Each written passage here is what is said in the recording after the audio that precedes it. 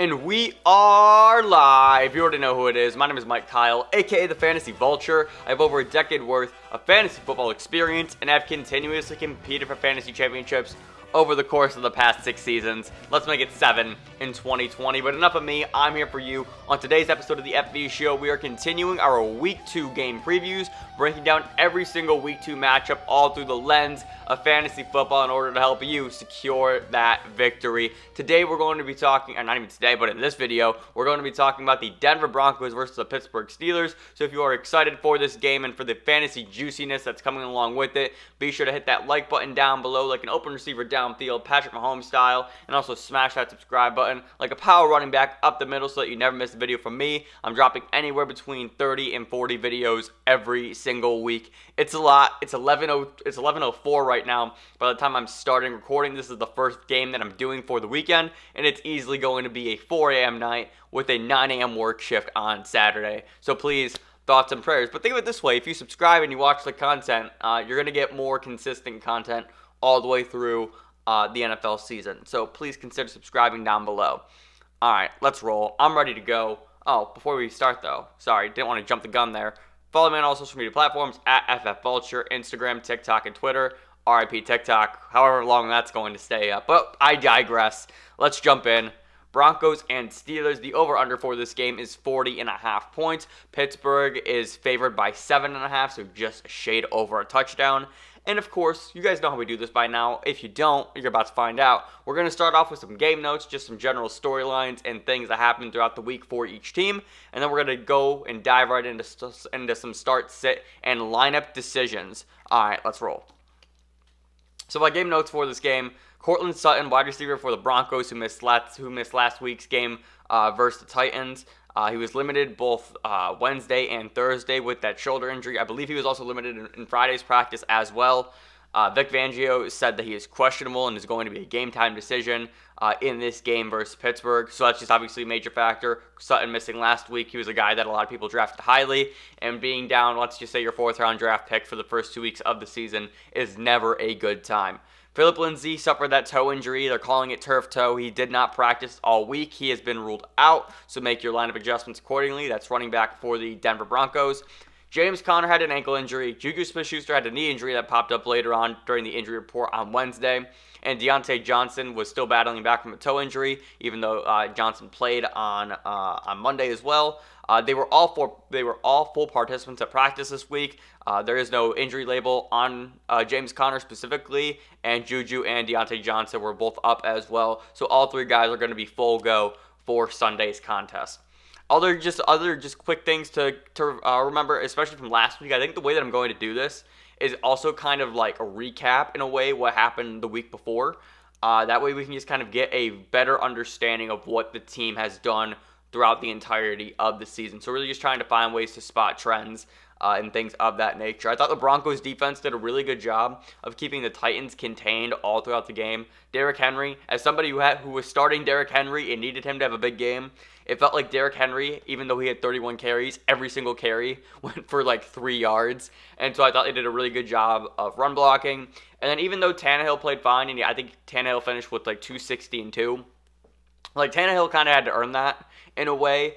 I really felt like also like in the passing game, right, there were no big plays per se. Corey Davis maybe had 1 or 2, but there was nothing that was just like, oh God, this defense looks awful. Nah. Even without Von Miller, I thought Denver's defense looked really, really solid. And then the big storyline on the other end for the Steelers specifically is there's actually 2. One, this offense kind of looked to roll. JuJu had 2 touchdowns, 6 for 6. 6 for 6 targets and receptions, and then I think he finished with 68 yards, 69 yards, #nice. Deonte Johnson had 10 targets, who we're going to talk about in just a moment. And then James Washington also found his way to the end zone. The Steelers offense kind of looked like it picked up where it left off last time we saw Big Ben in action. But then the defense really is the big story here for the Steelers, and it's going to be the story for them all throughout this season. This defense fucking shut down one of the best running backs in the NFL in Saquon Barkley, who finished with 6 rushing yards, I believe it was, and he was in negatives during the majority of that game. And Saquon's value really came from the receiving game on Monday night. And we know what the secondary can do with Joe Hayden, Micah Fitzpatrick, and hawking over the center of the field. Shocking, right? The Pittsburgh Steelers have a good defense. Who would have thought? So just those are just like two things that I just really want to keep in mind, and I feel like that's why the over/under for this game is kind of low at 40.5 points. Like I really don't anticipate it to be a high-scoring affair by any means. But if I don't anticipate it to be a high-scoring affair by any means, but Pittsburgh winning by a touchdown, like that's not shocking. I don't think so. Like I can very easily see myself taking the under and then taking Pittsburgh minus 7.5 in that game. This is not a sports betting show. In fact, I'm somehow really good at fantasy and yet really bad at picking games, which doesn't make any sense. More on this probably in a future video. I don't know. Anyway, though, let's dive into some start sit, shall we?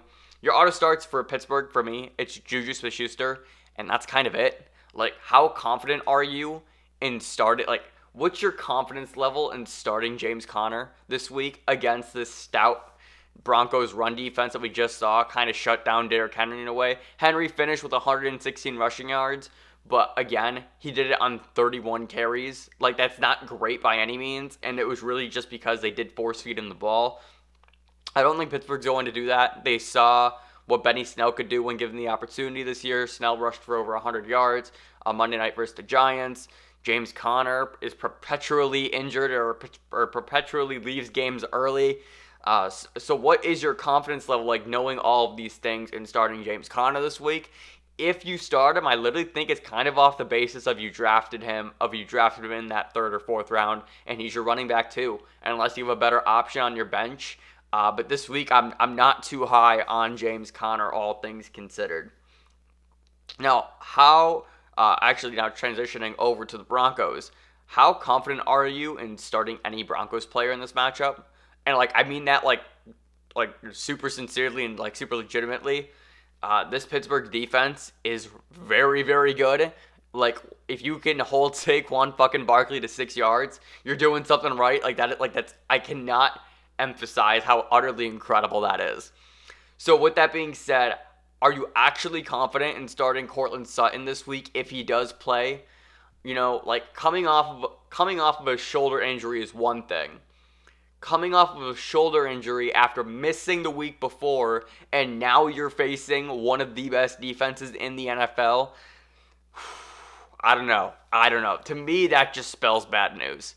It really does. Courtland Sutton is probably talented enough to make his game manageable, and put up somewhat of a good performance, but it's not something that I'm betting on really by any means. So I'm being very, very cautious with both guys coming back from injury, that's being James Conner and Courtland Sutton this week. My expectations for Melvin Gordon versus Pittsburgh without Phillip Lindsay, of course, right? Of course, the week that Phillip Lindsay misses, Melvin Gordon is facing the fucking Steelers. That's so dumb, and that's one of the things that I really hate sometimes about matchups and how injuries line up, because Melvin Gordon now has this opportunity to really cement himself in this offense, and he did play really well, I thought, on Monday night. But even further, he can just grab this starting job, with a fucking chokehold. And just take off with it. But now, of course, he gets this bad bad matchup against a great defense. And I'm just not really excited to start Melvin Gordon. Again, if he is your number 2 guy, it's one of those things where if you have a better option on your bench, then maybe you choose that route. But Melvin Gordon, you're very similar to they're almost identical. The James Conner Melvin Gordon situation is almost identical, besides the fact that Melvin Gordon is not battling any sort of injury, or he's not returning from an injury. A question that I have, and this is going to be an issue, I think, kind of throughout the season. Benny Snell is going to have his moments at running back for the Steelers. He really is. Just based upon the fact that Connor's going to leave games very, very often, and Snell's going to get the opportunity. But are you ever confident in starting Benny Snell alone? Does Benny Snell have any standalone value? That's kind of one thing that I'm really looking forward to seeing as the year progresses. Because specifically, I felt like Snell was very undervalued during draft season. For me, he was one of the guys that I was holding on my dynasty team throughout this offseason, because we had to drop guys in order to make room for rookies, and I wanted to hold Snell specifically because specifically because of knowing that Connor was likely going to miss time at some point this season. So I want to actually find out if Connor is going to be the guy when fully healthy and when on the field, and if Benny Snell only has value if James Conner is off the field. So admittedly, maybe last week was your only chance, potentially your only chance to sell high on Benny Snell coming off of that 100-yard game. Maybe that was the week that you traded him. And if you did after that game, kudos to you because you probably got a pretty good deal. I personally tried to flip him to the James Conner owner unsuccessfully, but I still like Benny Snell moving forward. Just trying to figure out what his value is actually going to be in terms of fantasy and what's the level of consistency that you're going to get from him. The last thing I want to mention is Deonte Johnson. Deonte Johnson led the Steelers in targets last week. He had 10. JuJu had 6.